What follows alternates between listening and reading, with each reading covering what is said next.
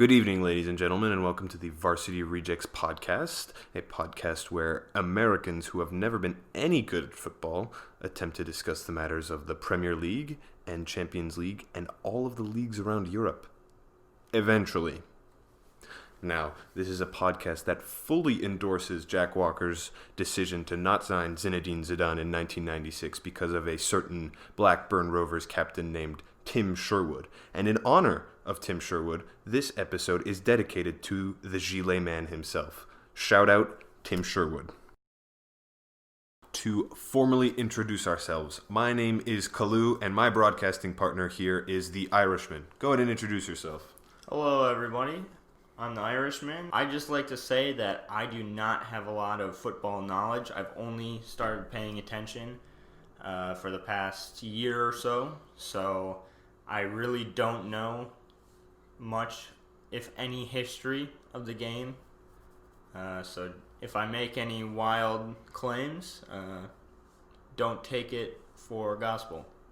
Feel free to correct him in the comments. Respectfully, gentlemen. Respectfully.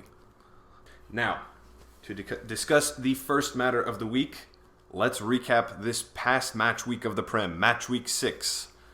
A lot of games were played this weekend, the traditional 10. A few disclaimers before we begin.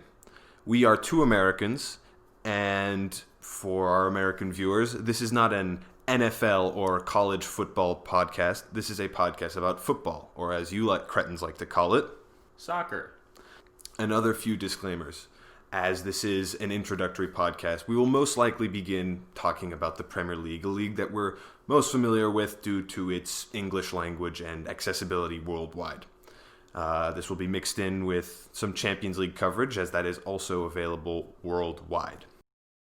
The first game this weekend was on Friday, October 23rd, with a bit of a doozy. Newcomers Leeds versus title contenders for the first couple weeks. Let's let realism set in, and it did during this game with a single-handed performance by a certain Patrick Bamford as Leeds beat them 3-0. Irishman, what were your thoughts on the Villa loss? I was super surprised that Aston Villa just did not show up. Up to this point, they had been wonderful. It was 4 games, 4 wins for them. A goal difference of +9 in those 4 games. Yeah, we're definitely talking about that rout against Liverpool. And it's, you look at the addition of Ross Barkley on loan from Chelsea for the season as he fits really well. It's a symbiotic move, right? He needed to get out of that Chelsea system that has been, quite frankly, pretty rocky to begin with under Frank Lampard's new, revamped, money-injected system. And his partnership with Jack Grealish has been beautiful so far, although falling a little short. They are. I mean, Ollie Watkins was also prospering there for a while. But, I mean, in this last match against Leeds, it was a hiccup, and it was a pretty big hiccup. For me, it was the composure by Patrick Bamford. He had 2 great chances in the first half, but in the second half, he had 2 goals where he kind of just stood there and, he let the ball stay in one spot, and he kind of just walked around the ball and shot, while Aston Villa's defense just kind of watched him and just stood there and let him shoot. You can't do to this man. Patrick Bamford is too good for that. And it must have been, some sort of complacency over his performances in the championship last season, where he had kind of underperformed for this burgeoning, Leeds side under Bielsa. But it was more Tyrone Mings and Konsa as the 2 center halves for Villa. It was their inability to close out effectively. Of course they got to him. They pressured him, but Patrick Bamford, as we now, lovingly call him, was able to find those pockets and hit the top corners with ease. It was beautifully curled, and the composure, as the Irishman was saying, was impeccable. And that's kind of all you have to say about this game. This was a game that Leeds were comfortable in. From what I saw, it was a comfortable victory, and this just goes to show that Bielsa has adapted to the Premier League well. Of course, this is Villa, a team that nearly got relegated last season, but have been performing fantastically this season. And I just wanted to get your thoughts on Leeds as a burgeoning side. The fallen giants. How can they reclaim that top spot again? They excite me, Kalu. Marcelo Bielsa has transformed this club into one of the most entertaining clubs to watch. It is just so fun seeing the quality of football this team brings with all their energy, and they've kind of seemed to shore up some of their problems, which was their quality in big situations. Yeah. It's gotten a lot better, and if you look at Bamford, he is 6 goals in 6 league games this year. That's amazing for a freshly promoted team to the Premier League. It's a fantastic return, and it's no one really doubts Bielsa as a manager. Of course, his influence on the game is just inconceivable, right? This is Pep Guardiola's idol as a manager. It's, of course, his tactics have been questioned. Will they fit in England? And so far, it appears that they have. His strict fitness regimen and counter-pressing system has been so efficient so far. They took Liverpool right to the end. I believe they should have won that game. That was, well, we'll get into refereeing as as it's been in the Premier League this season, but it's really his style of play and how he takes every team to the edge. It's never been a game where it appears that Leeds have lost it. Even when they drew against Man City, which happened 2 weeks ago on October the 3rd, it was kind of a back and forth between Pep's tactics and Bielsa's tactics, and they kind of canceled out in a way, and neither team was able to really make a breakthrough.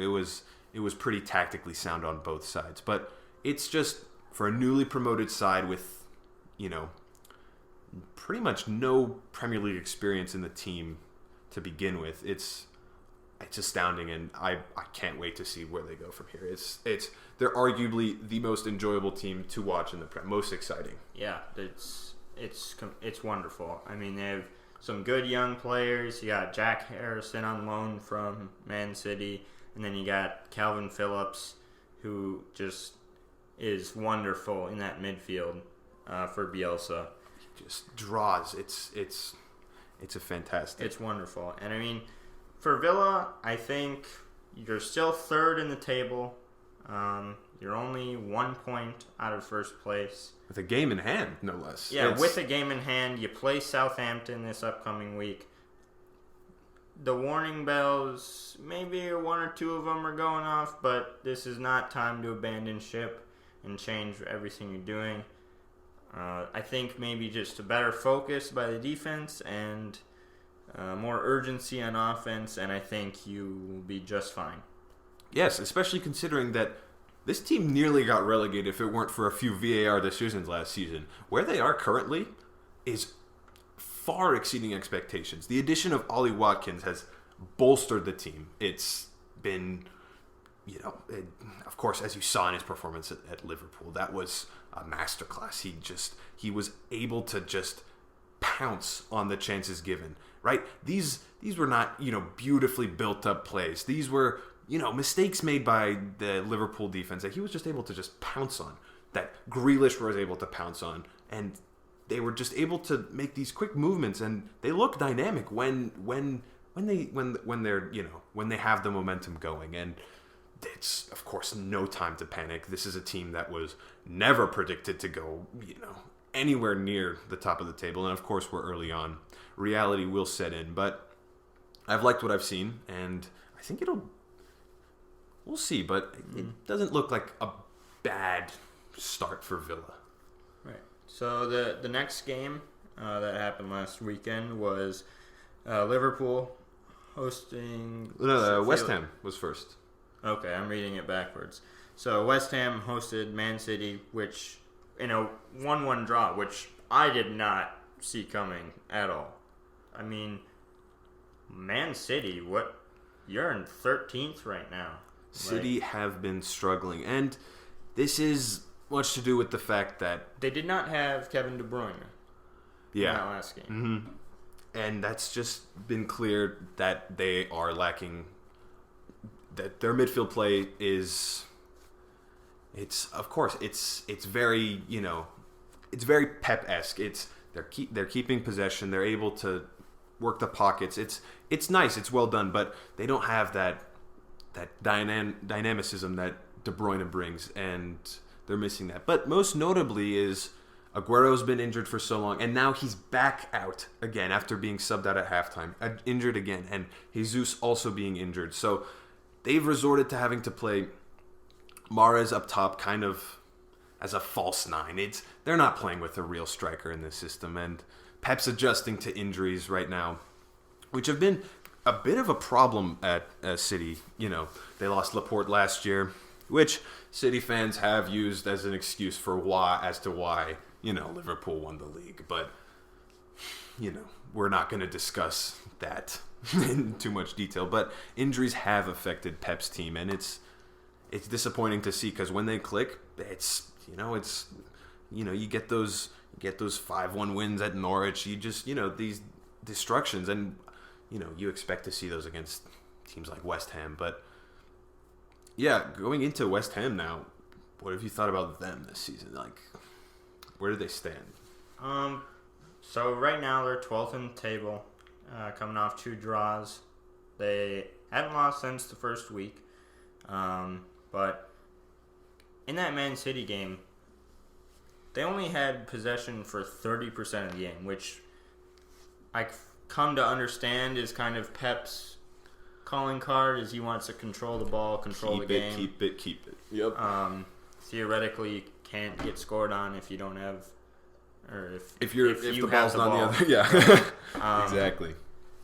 But I mean, even with all of that possession, they only had one big chance all game, and Foden scored. So they didn't create any other big chance. They had chances. They had a couple more chances, but they didn't have any big chances that were like, oh, this guy should have scored here. Like, so it's kind of getting the ball, and it's not really doing anything with it. Like, they need to be, I think, a little more urgency in the final third for Man City.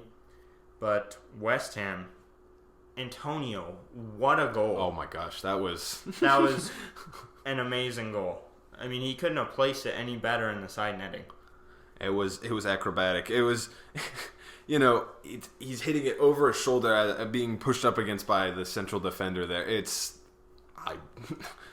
masterful. It's giving City fans that, although not quite the Rooney, overhead kick from the derby all those years ago, but it's an overhead kick, and it goes by his shoulder. It slots past the keeper. It's another well done goal. And this game that's all you can really say. It's Pep controls possession.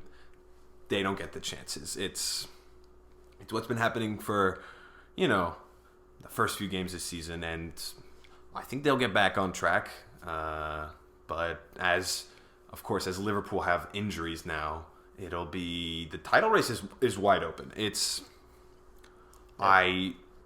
We'll get into that later, and we'll move right now into the next game, which I just want to say first that West Ham, I think they're a team that will probably lose some games this year that they should probably win or draw. But I think they'll also win a couple games or draw a couple that they're projected to lose. I think they have great variability in this team, and I think they're definitely not a team that you can overlook. I don't think almost any team in this league this year can beat you if you look straight past them. So, which I think is a great thing about the Premier League this year. Yeah. So, I think West Ham will maybe finish mid-table, probably right where they are around now, in 12th place there. But I don't see any European football in their future this year. No. But No I way. could definitely see a couple surprise victories, maybe over a Chelsea or an Arsenal or maybe even a Manchester United. So then moving along into the next game, Fulham hosted Palace. Crystal Palace. So Oof. Fulham, I'm sorry, but you're going to get relegated this year. It's a team that just isn't ready. It's Really no competition. But Crystal Palace, Wilfred Zaha, I mean, put the team on your back, man. Carry them, because... for years now. It's I mean, he better have a good chiropractor, because... the back strains. They must be aching. And it's... Teams have lined up bids to make a move for him, but Palace doesn't want to let go of their man. He left United all those years ago to join Palace, and it's... teams have lined up bids. They've been trying to get him back, but at this point in his career, I don't see him leaving.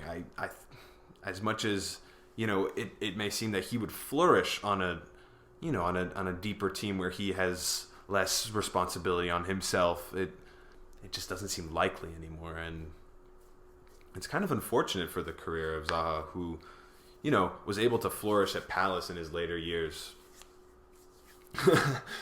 I do think with a couple key loans or transfers that Crystal Palace could become a team they could start building. I do think that might be once Zaha's prime is past, once they start really focusing on trying to prosper. I think this is a team that, as history has shown, is content with a Mid-table finish, and it looks like that's going to be what it is again this year. They're sitting 8th right now. It's probably the highest I could see them finishing. They're not a team that's going to wow you, but they're still capable of beating you, taking it to you. So and that's just the Prem, right? Everybody can beat everyone, and that's their whole mantra. That's how they market themselves as the biggest league in the world. It's everybody's got a chance, right? Of course they're gonna show the poster boy of this as being Leicester, with having won the league, right? Everybody knows this story. Leeds. The Irishman sees a Leeds victory this year. Jamie Vardy's having a party, but this time it's hat-trick Bamford. Marcelo Bielsa is going to go down as one of the greatest managers of all time. if he wins the Prem.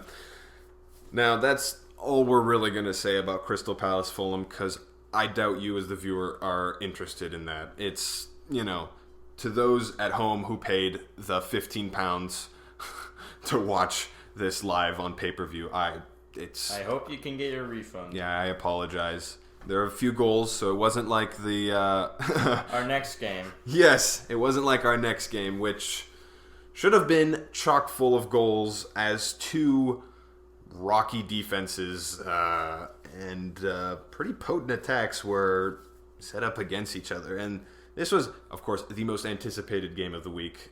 United, Chelsea, 0-0. We watched this one together live. It was boring. It was one of the most boring games we've seen. Except for a few Marcus Rashford chances. I mean, hats off to Mendy. He made some phenomenal saves. But I mean, other than Aaron Wan-Bissaka, who was, as the announcer liked to call him, yeah.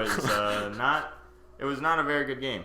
Nobody really stood out except Wan-Bissaka. No, yeah, that's pretty much it. The Chelsea new boys up front failed to make an impact. But of course, it's right now. It is common to hop on the Frank hating bandwagon, and He didn't seem to make any game-winning substitutions. It didn't really seem like he wanted a win there. I think he was very content with a draw. He was, it looked like he was trying to pull a Mourinho masterclass. Let's get the draw. Let's get out of here. Let's focus on, let's focus on the next one. But, not to jump on the Frank hating bandwagon. We're more going to just tag along at the end, just kind of skateboarding with a rope off the back of the wagon. But he came in with 5 at the back, which, to be fair, that defense played very well. It was a solid defense. Thiago Silva played well. Reece James had quite a few very nice crosses. I think defensively he was a little shaky, but they had Azpilicueta to cover for him. So it was never going to be an issue. And Chilwell rode the left wing up and down. Yeah, you're never really sure what Kurt Zuma is doing. He's one mistake away from letting up a goal, but then again, he could be right there scoring a goal. He's Big Kurt. Big Kurt just... You never know what you're going to get. Yeah, and I think that's why Big Kurt is going to be our... you know what? He's going to be the first player of the week. Now, the player of the week is never going to be the best player of the week or the worst player of the week in any sort of irony. It's going to be someone who's just kind of there, who just kind of did their job. He played that week. He played that week. And so technically he is a player of the week because he played that week. So congratulations to Kurt Zuma on being the Varsity Rejects podcast first player of the week. Inaugural first player of the week. Congratulations, Kurt Zuma. Now, on to more serious matters. Let's talk about the fridge. Harry Maguire. You either love him or you hate him. And most likely you hate him, even if you are a United fan. Mostly if you are a United fan. Unless he's scoring against PSG in the Champions League. They love playing against PSG. That is... But the fridge, kind of... He was being pragmatic on the field. I like what he did. When they had that corner and he grabbed Azpilicueta, he was looking, I like the decision to pull Azpilicueta and grab him and pull him to the ground. It showed maturity and initiative to be looking towards a new job. Yeah, he's like, I want to be in the WWE. This will be my audition. Texted The Rock after, how'd you like that? Put him in a headlock. He was trying to go for the sleeper hold, but he couldn't exactly get away with that. But Azpilicueta, unfortunately, did not act well enough. I didn't hear enough yelling. I didn't hear enough, arms flailing through the wind for the ref to hear. Which is a rarity for Azpilicueta. Yeah. Usually you get that out of him. Now, to get back to more serious matters, it was Frank's, decision to come with 5 at the back, and we discussed how well that defense did, including our player of the week. And then having Jorginho Kanté and Pulisic, and then German new boys Werner and Kai Havertz on the right wing. So not his position. It's not where it's playing the 5 at the back. Really limits Chelsea in what they're trying to do moving forward. I think they have Jorginho and Kanté playing way too far forward, and I think they're stretched way too thin in the midfield. You bring in... I think even just someone like Mason Mount. Ziyech or Mason Mount, somebody to play on that right wing so you can move Kai Havertz into sort of number second 10 striker, role. yeah. Just to give you somebody that will control the ball on offense, because I think that's one of Chelsea's biggest things right now is they don't really have anybody to kind of just hold on to the ball, calm everybody down. They mostly rely on kicking it over the top to Werner, who, he's gonna get 1 out of every 20 runs or so. Sometimes you get Pulisic to go down the side, but if you have a dominant right back such as Wan-Bissaka, he completely shut Pulisic down. I'm guessing Frank tells Kai, all right, drift in because we have Reece James coming behind you. Reece can get behind and put those crosses in. Go ahead and cut in and get the ball from Kanté, Jorginho in the middle. But we didn't see that. It was more Kanté, Jorginho just both pushing up and kind of, without any real plan, just moving it up and trying to find Pulisic, who's on the wing, and then Pulisic would get stuck with Wan-Bissaka kind of locking him down, as it's so affectionately coined. He was in his pocket. That's all you could really say about Chelsea's offense. It was that's all there was. It was kick the ball long to the fridge basically, and basically just give it back to Manchester United. I think I would love to see Giroud put into this lineup. We saw it right after lockdown last season. Mm-hmm. Pulisic went insane. He and Giroud scored or assisted one another like every game. It was crazy. Giroud's ability to bring the defenders forward or just create space by being somebody who drops and not an over the top defender. Of course, we all know this. He does not have Werner's pace.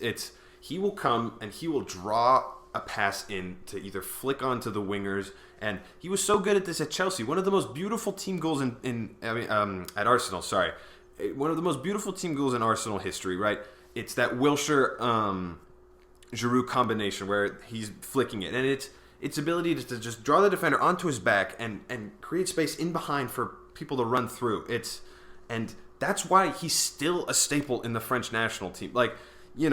People question, oh my God, how does he have the second most goals in French history, right? It's his ability to create space, and of course, sometimes he's not the goal scorer, but as we saw in the World Cup, kind of like the way Firmino works for Liverpool. Of course, everybody's mocking Firmino.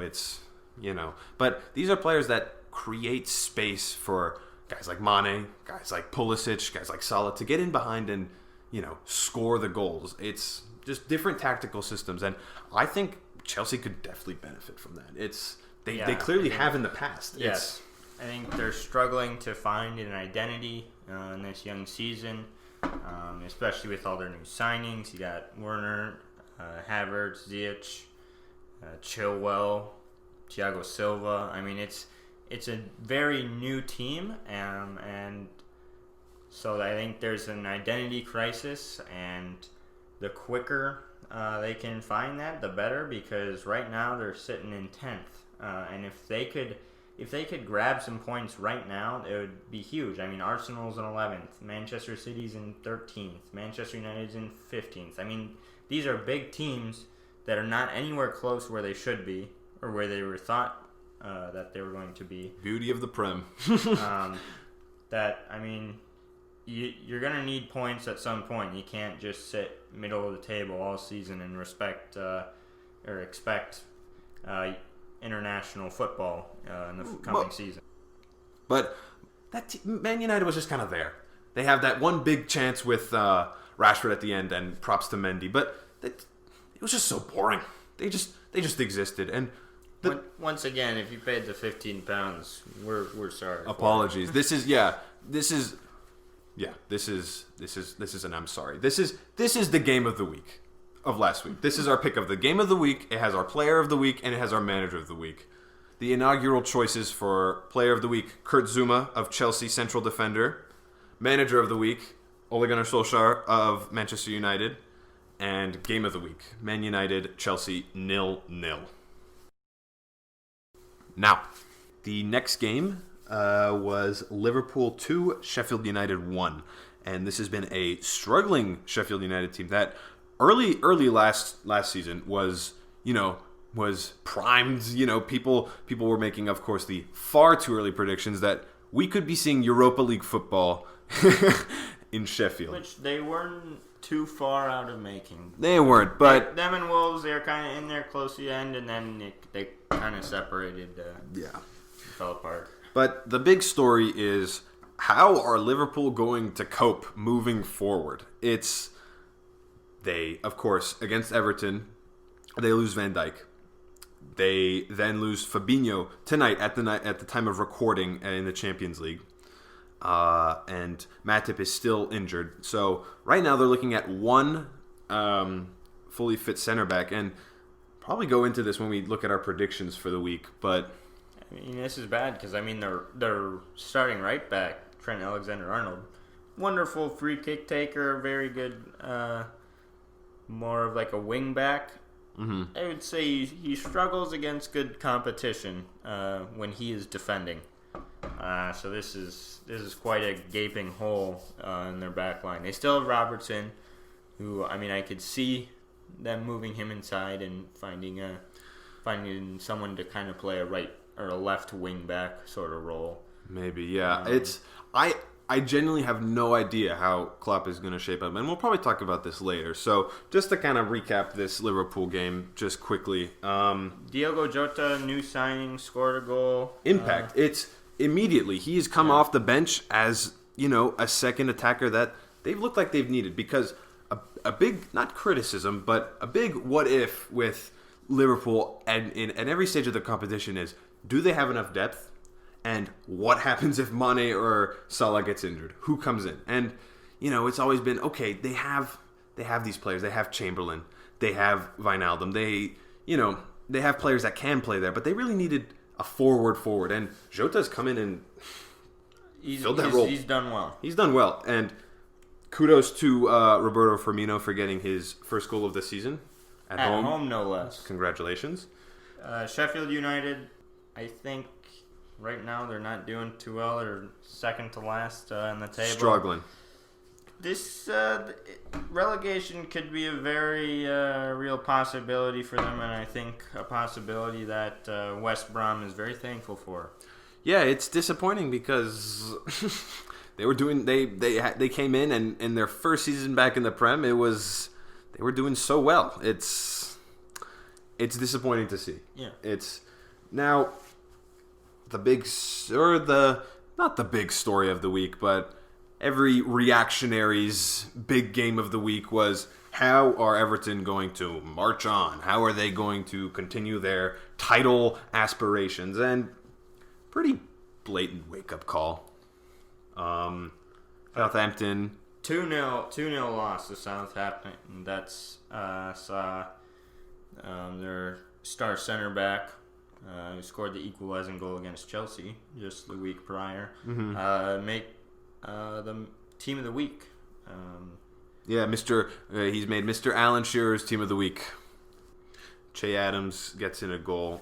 It's this performance. Of course, Everton are missing Seamus Coleman. They're missing Richarlison. So they're missing a few key players. But everybody. Yeah. Yannick Vestergaard played well.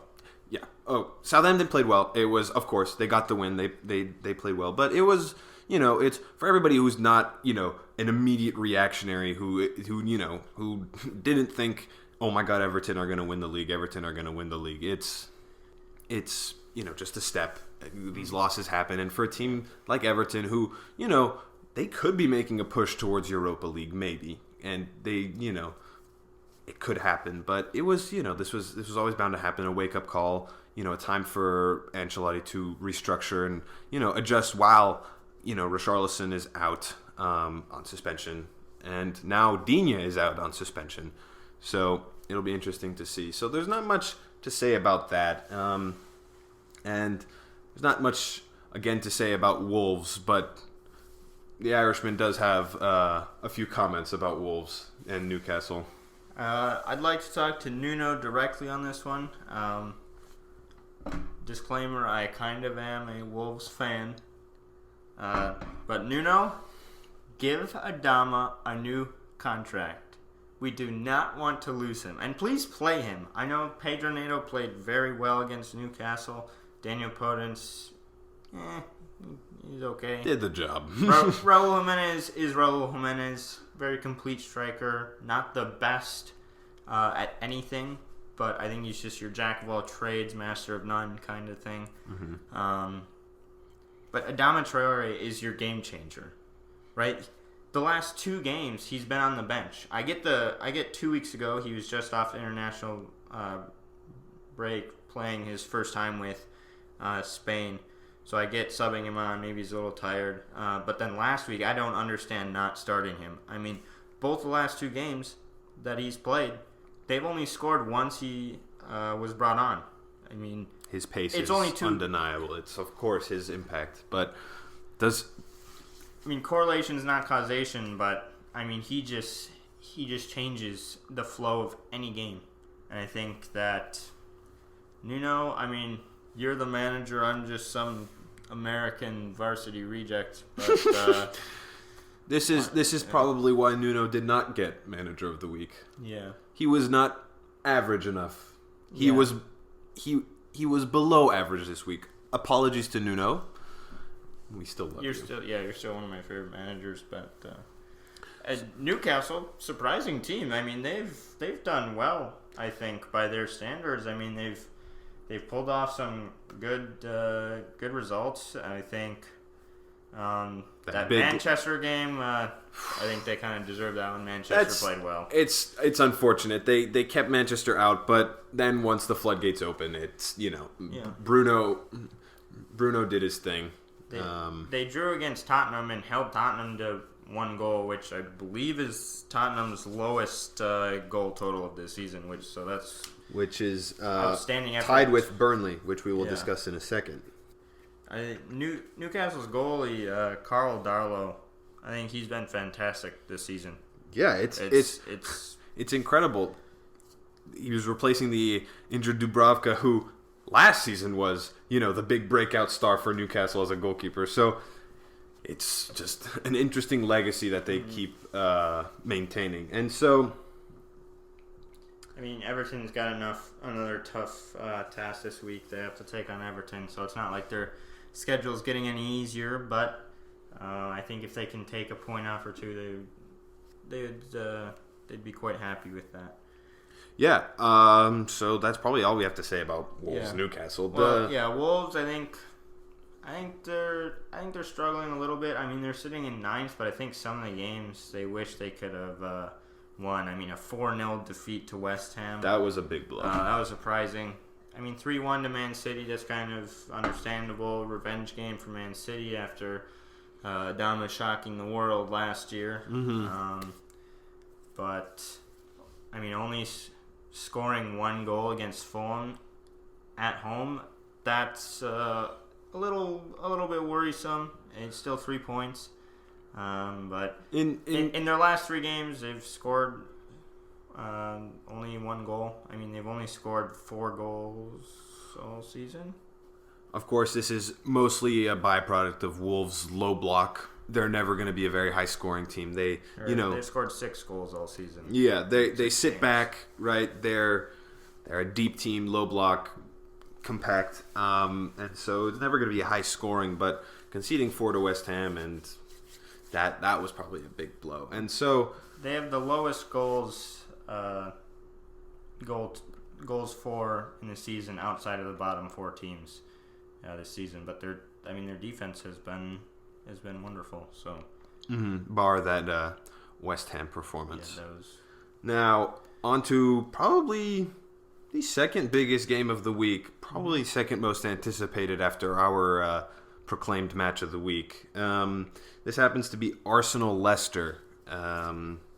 You didn't know if Vardy was going to be playing in this one. He was a little bumped and bruised. Shows up on the bench, and Brendan Rodgers comes out with a very interesting formation, a no-striker formation. You have Barnes and Maddison kind of peaking at the top, but none of them were really playing striker.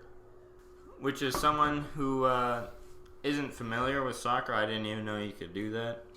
It was an interesting choice. I think it was just to not tire Vardy out, get him limited minutes back in, and it worked.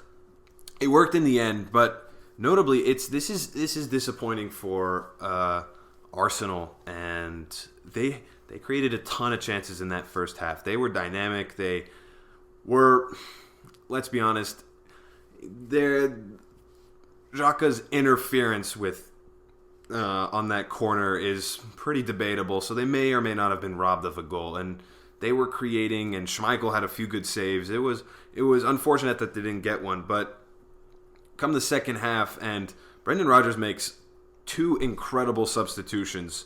Brings on Vardy, and he brings on Under. And Under was making fantastic runs on the right, since he came on, and he was so dynamic. And Tielemans' pass into Under to cross it over to Vardy was so perfect, as it just showed, Brendan Rodgers' tactical awareness to make those substitutions, and they combined to score the winning goal, and it won them the game. It was, of course, maybe not deserved, but those subs came in and proved, why Leicester are our top team now. It's they've year by year improved on their title winning campaign, making fantastic investments into youth and taking chances on players, and still giving, guys like Vardy, who is 33, but who's performing at a world-class level at the moment, the chances. And it's a team that is currently in the Europa League, so we'll see how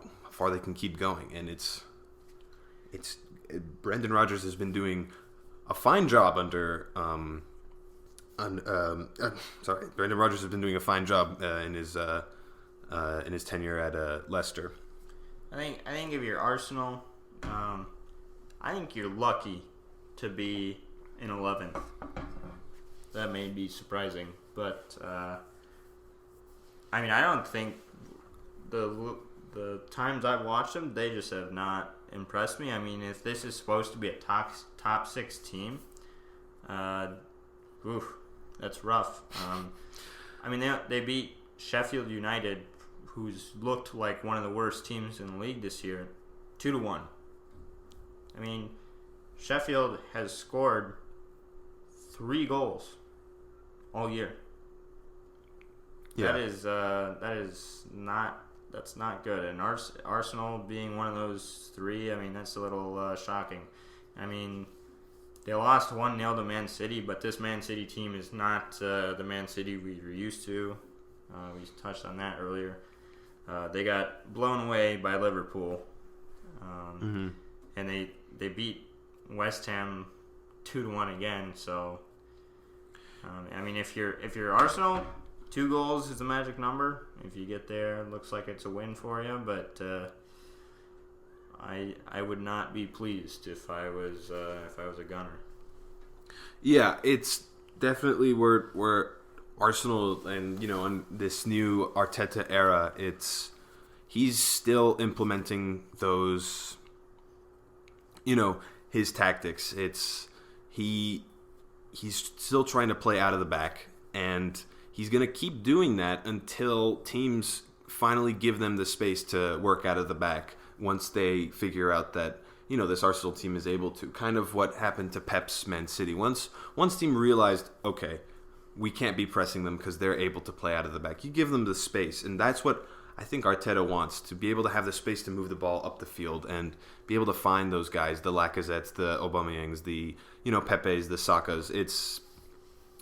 It's what he's working towards, and it'll take time, but it's not a big worry. I just still think Arteta needs a little bit of time, and Partey did okay. It's, of course, first Premier League game. You never judge based on one performance. Right. So that was our last matchup of Sunday. We had 2 games Monday, the first being Brighton and West Brom. It was a nominee for Game of the Week. Yeah, it was another game. It's, these are 2 bottom table teams. Bottom 5 teams, and that's probably where they're going to finish. You could see Brighton moving up maybe a couple spots, but I think West Brom will be fighting to stay out of relegation this season. Yep. And the next game is... It was a surprise for me. I thought this was going to be a blowout. Burnley was hosting Spurs. Kalu, your thoughts on the game? Yeah. I kind of had a feeling that this was going to be a Sean Dyche masterclass. He was going to come in, implement his very famous Burnley low block, and shut out an extremely potent, Kane-Son collaboration up top. And it looked like it was just that for the first half, and well into the second half. It was Burnley stayed compact, and Spurs were able to keep the ball, and it looked like they were moving forward, and Dombele was having, a few good touches up the field, and it was, they were just so compacted, and it was, trademark Burnley. It's this low block that they've become so famous for. They're rock solid at the back. They're very, very,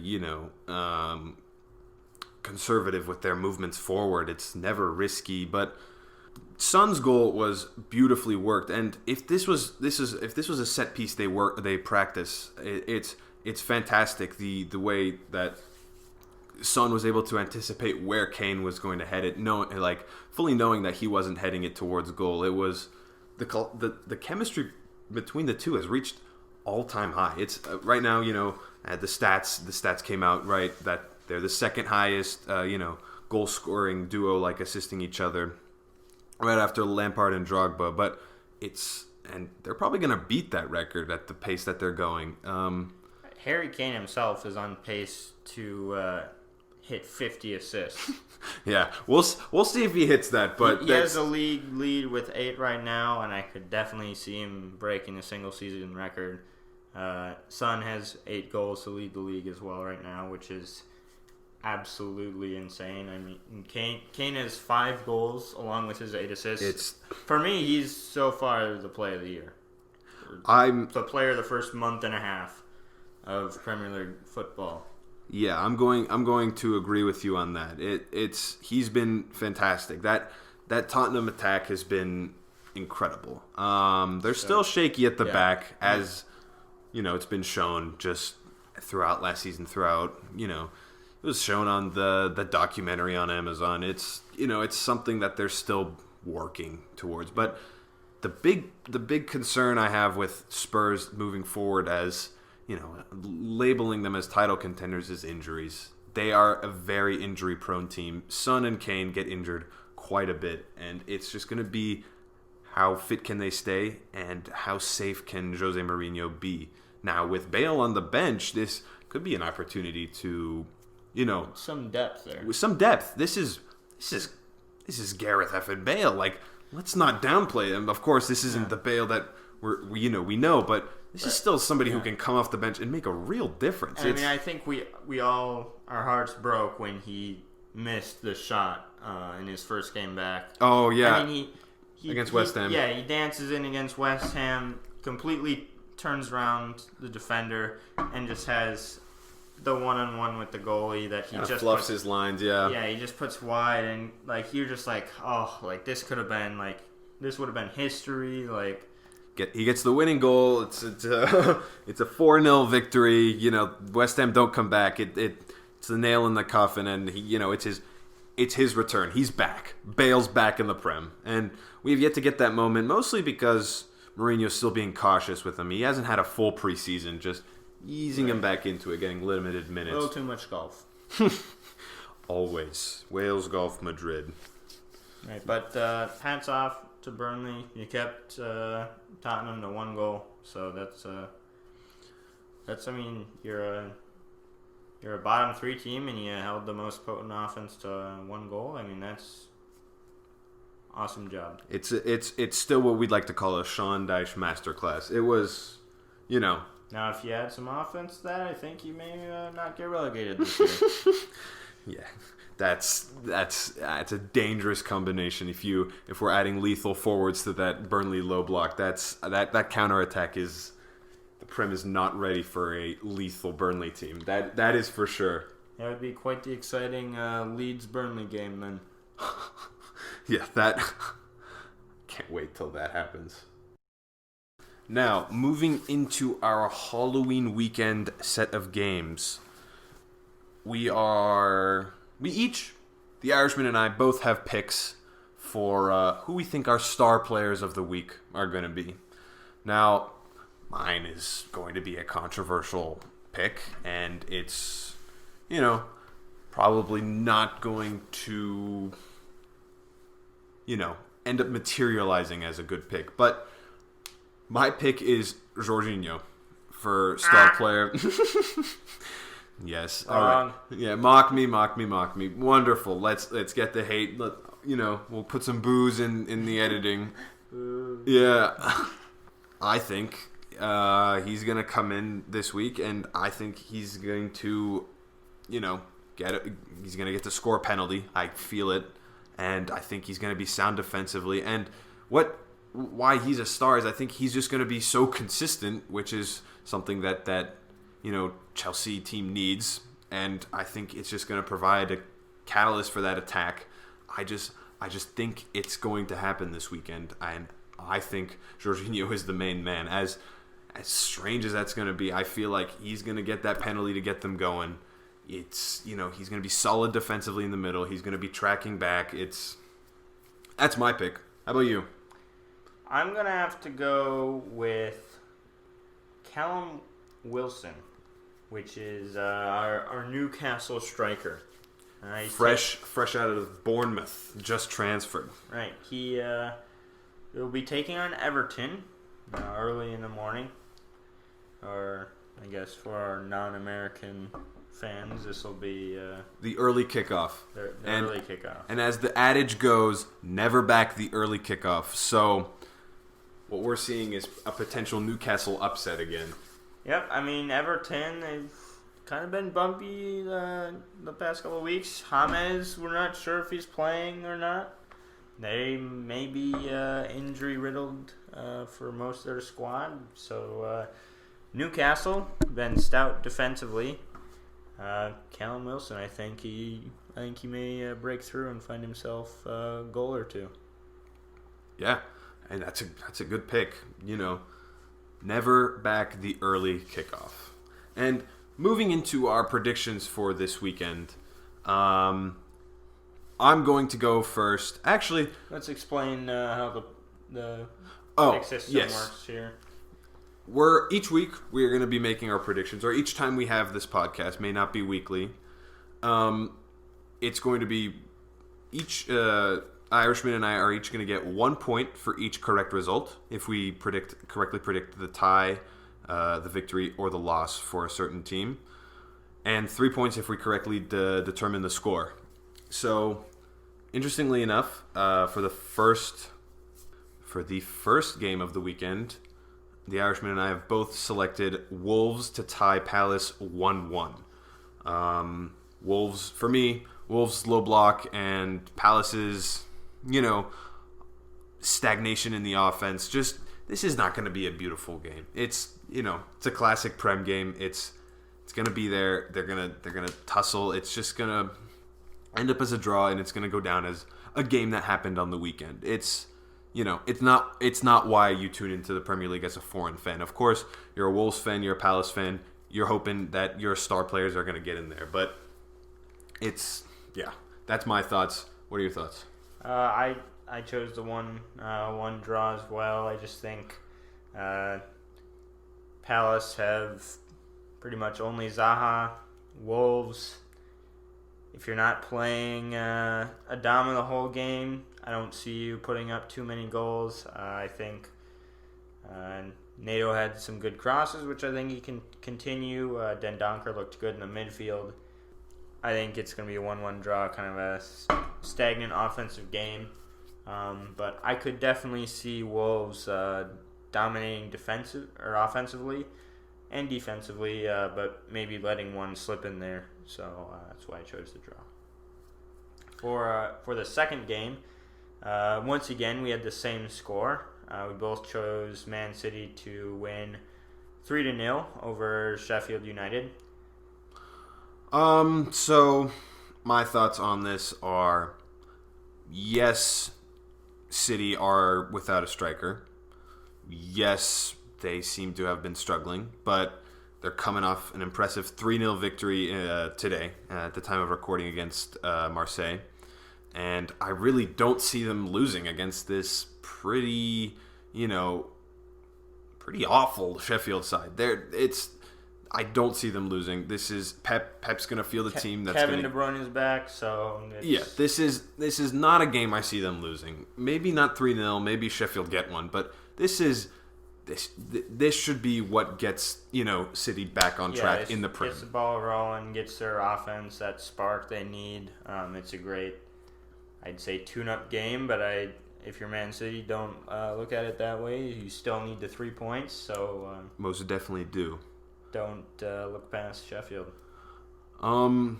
Next, we got, Frank Lampard, Chelsea against Burnley. I have this as another Sean Dyche masterclass. Low block. Chelsea, I feel like they're going to get a goal, so I feel like this is going to be a 1-1 draw. They're going to do what they did against Tottenham because Chelsea also have pace. Keep that low block. Don't let them get in behind. But I do feel that Chelsea are going to get a goal. As I said, I think it's Jorginho that's going to get a penalty, or Jorginho that, is the catalyst on just in the midfield. But this is, once again, going to be a game that's going to be tough to scrape out a win for Frank. And this is one he needs to win, but in my opinion, I'm feeling a 1-1 draw. Yeah, I went 1-0 for Chelsea. I think this could easily be our game of the week. This could most definitely be our game of the week. Chelsea's stagnant offense versus Burnley's stout defense. But I think, depending on the lineup, who you throw in up top there for Chelsea, I could see them putting in a few. Probably no more than 3, I would say. That would be hefty. Mm-hmm. Very, very hefty dream there. But I think just with so much quality that you have there, Burnley being asked to do this low block 2 weeks in a row and hold 2 overpowering offenses, I just think Burnley won't be able to win this one. I think Chelsea will continue their defensive form as of late, but hopefully with a more offensive focus in this one. I have, as our next fixture, Liverpool-West Ham. I have Liverpool winning 2-1. It's going to be a struggle. They are without a real center back. But I do heavily trust that front three and that midfield enough to hold, to score more than West Ham in this situation. They may concede. They probably will concede. But at this point, I think Klopp is more aiming towards, all right, we just got to outscore them. It's less about their, defensive prowess of months prior to let's make sure we outscore them. Mane, Salah in top form. I'm feeling a 2-1 victory. The Irishman has it reversed. This is going to be my hot take of the week. I think it's the sirens are going. Let's hear it. I got West Ham 2-1. Michail Antonio is doubtful for this match, but I don't know. I just their West Ham's resolve against Tottenham. They came back from down 3-0. They beat Wolves 4-0. I just think this is a team that has so much potential. And with a riddled back line of Liverpool, I could see them putting in a few, especially if they play Adrian. That would be funny. I could see him pulling a couple of his especially against his Adrian old club Kepa moves.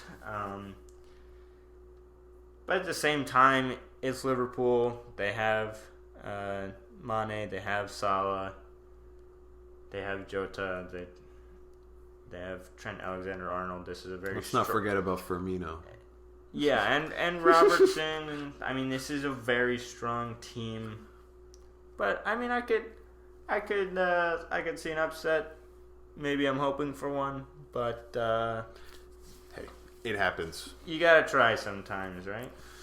Now, I'm just kind of going to breeze through my next 2 picks as we also kind of discussed, but, I'm feeling Villa 2-2 with Southampton. I feel like it's going to be a good game, and I don't have much more to say, and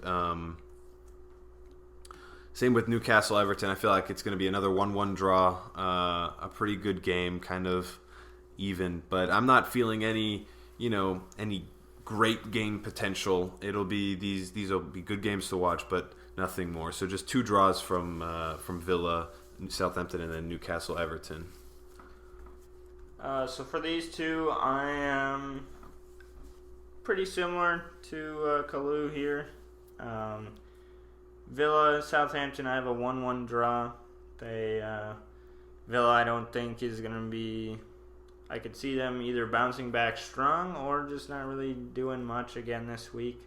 And I think Southampton's a good side, good defense, good response to adversity that we saw as in the Chelsea game. So I think that would be a game that's better than our game of the week, but at the end of the day, probably two even teams there. Then for the Newcastle-Everton game, I have another upset with Newcastle taking down Everton 1-0. As I mentioned earlier, James is injured, along with a couple other injuries for Everton. Suspensions too, yeah. Suspensions, so without a lot of their starters in depth. So this Newcastle side, who is capable of getting an upset, I think will with my star of the week, Callum Wilson. So I could definitely see Newcastle making a difference here this week. The next game, probably going to be one of the most exciting games of the week. We have Manchester... In theory. That's what we thought about Manchester-Chelsea. Yeah. But I do feel this will be a different game. We have United-Arsenal. I picked a 1-0 win in favor of United. I think that offense is going to be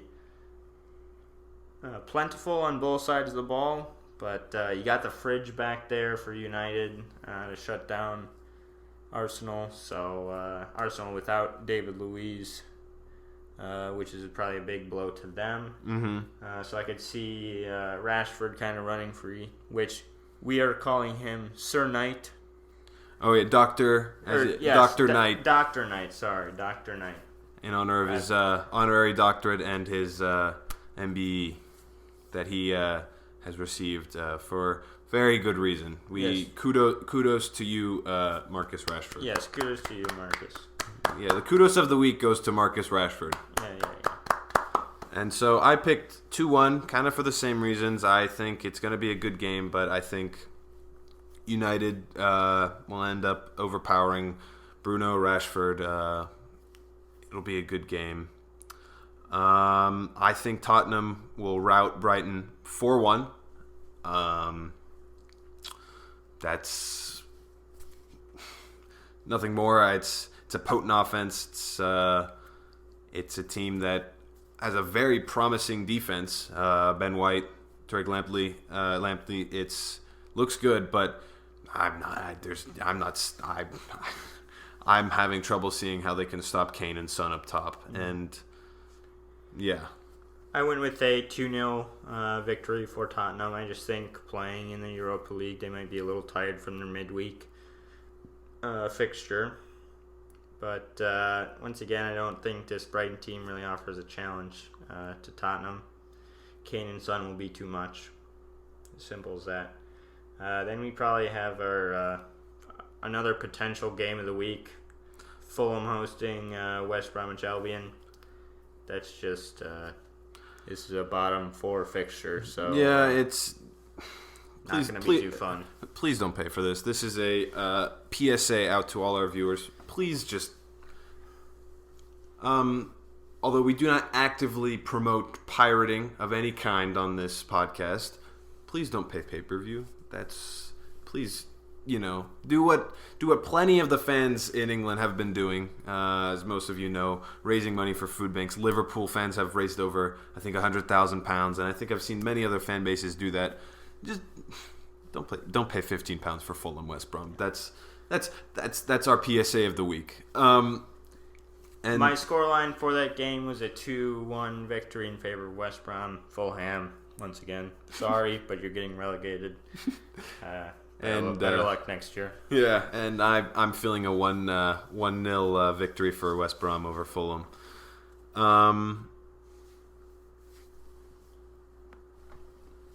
This leads into our final game of the week, which in theory could be the most exciting one. It's definitely between this and the United-Arsenal game, but Leeds is hosting Leicester City at Ellen Road. Hat-trick Bamford. And a full, yeah. Jamie Vardy. These are two of the... this is the newcomers versus the kings of the newcomers. Yeah, it's unlikely stars. It's, you got your late bloomers in Jamie Vardy, and you got your, unexpected stars in Hat-trick Bamford. It's Bielsa versus a, structured, organized, established Leicester team. And my thoughts are a 2-2 draw. I think it's going to be entertaining. I think Brendan Rodgers is not going to back down to the challenge. It may not work out defensively if he brings out a formation that is perhaps a little unusual of the Brendan sort, but I do still believe a 2-2 draw is going to be managed between the sides. And the Irishman has Leicester beating Leeds 2-1. What are your thoughts? I do. I just think Leeds may have been a little lucky last week to score those 3 goals for hat-trick. The defense they just played against wasn't very sound.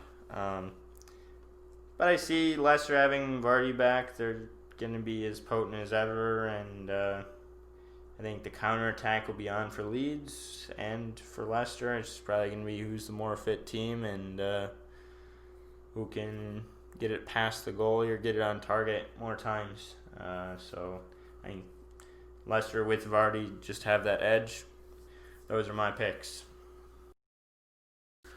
Now that'll do it for this edition of the Varsity Rejects Podcast, Episode 1, our pilot, as you'd like to call it. We are just starting up, just experimenting. We just wanted to get our feet wet right into the water, dip it in, check to see if our toes are wet. We just did a bit of a recap of the weekend and more of a preview. In the coming editions, when we do record them, we are looking to do into more flashback season dives and perhaps a more humorous take on what happened in those seasons, more recaps, and perhaps more, weekly segments, more discussing perhaps events and players that may not have been covered, just in the standard recaps. You'll definitely have some unexplained hot takes from me that will not be very common. And that will be discussed by you in the comments section below. We'd appreciate all the love and support you guys could give us. We are imagining it. We can see it in the future. Please do enjoy. We love all our viewers if we have some. Yep. Please subscribe. Mark Goldbridge, if you're listening, we love you. You're a prat. Yeah, we love you. You're a prat. We're your biggest fans. Swivel on it. Screw you, Goldbridge. Follow us on Twitter. I'll leave that in the description. Follow Mark Goldbridge in the description over at the United Stand. We love him. Going for Goldbridge. And please leave comments. Let us know what you like, what you don't like. If you want to hear certain things, let us know. If it's very off script. We're just two guys having fun. Please let us know. We're just two varsity rejects loving football. So and hating the fridge. Yep. Screw you, Goldbridge. We love you, Mr. Goldbridge. Sir. Sir. Yeah, sir. We'd love to meet you one day. Thank you. Thank you for all the support, if it happens to come. Thank you for tuning in to our inaugural episode. And we'll see you next time. Signing off, this is Kalu and The Irishman.